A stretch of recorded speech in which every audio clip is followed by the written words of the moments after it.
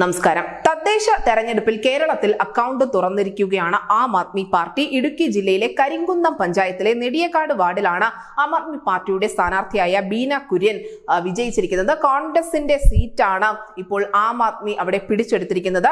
സംസ്ഥാനത്തെ ആം ആദ്മി പാർട്ടിയുടെ ആ ഘടകത്തിന്റെ ഏറ്റവും വിപ്ലവകരമായ ഒരു ആരംഭമാണ് ഇതെന്നാണ് കെജ്രിവാൾ തന്റെ എക്സിൽ ഈ വിജയത്തെക്കുറിച്ച് കുറിച്ചിരിക്കുന്നത്.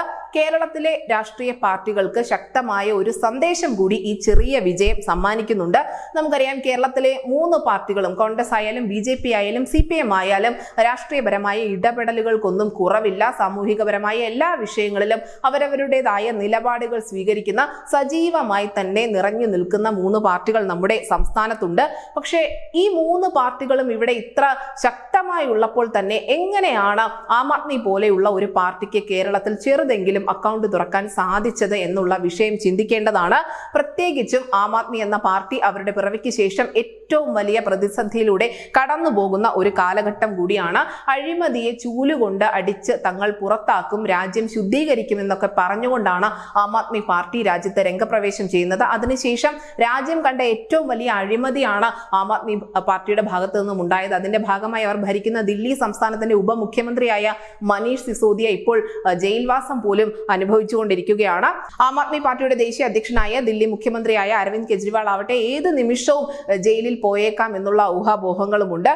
എന്തുകൊണ്ടാണ് ഇവർക്ക് കേരളത്തിൽ അക്കൗണ്ട് തുറക്കാൻ സാധിച്ചത്? പ്രത്യേകിച്ചും ഒരു സ്ത്രീയിലൂടെ ആം ആദ്മി പാർട്ടി ഒരു വിജയം കൊയ്തിരിക്കുമ്പോൾ ആ ഫാക്ടർ എന്താണ് എന്നുള്ള ഒരു ചിന്ത, അല്ലെങ്കിൽ അത്തരത്തിലുള്ള ചില ചർച്ചകളിലേക്കൊക്കെ കേരളത്തിലെ രാഷ്ട്രീയ പാർട്ടികൾ കടക്കേണ്ടതുണ്ട്.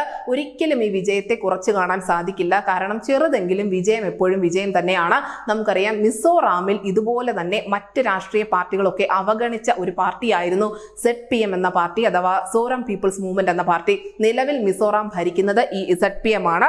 അത് നൽകുന്ന ഒരു സന്ദേശം എന്തെന്നാൽ, അധികം പ്രായവും പാരമ്പര്യവും ഒന്നും അവകാശപ്പെടാനില്ലാത്ത പാർട്ടികൾക്ക് പോലും ജനങ്ങളുടെ ഇടയിൽ വലിയ സ്വാധീനം ഉണ്ടാക്കാൻ കഴിയുമെന്നത് തന്നെയാണ്. എന്തായാലും സമൂഹ മാധ്യമങ്ങളിലൊക്കെ ഉയരുന്ന പരിഹാസം പോലെ കമ്മി കൊങ്ങി സംഖ്യത്രയങ്ങൾ ഇതിനെക്കുറിച്ച് കാര്യമായി തന്നെ ചിന്തിക്കേണ്ടിയിരിക്കുന്നു. എന്തായാലും ഈ ഒരു നിശബ്ദ വിപ്ലവം എന്ന് അരവിന്ദ് കെജ്രിവാൾ കുറിച്ചിരിക്കുന്നത് ഒരുപക്ഷെ വെറുതെ ആവില്ല. പ്രത്യേകിച്ചും ലോക്സഭാ തെരഞ്ഞെടുപ്പൊക്കെ അടുത്തിരിക്കുന്ന ഘട്ടത്തിൽ ആം ആദ്മി പാർട്ടിയുടെ ഒരു മുന്നേറ്റം കേരളത്തിൽ എങ്ങനെയായിരിക്കും എന്നുള്ള ചർച്ചകളിലേക്കും കടന്നിട്ടുണ്ട്. കേരള രാഷ്ട്രീയം ന്യൂസ് ഡെസ്ക് ന്യൂസിന്റെ മലയാളം.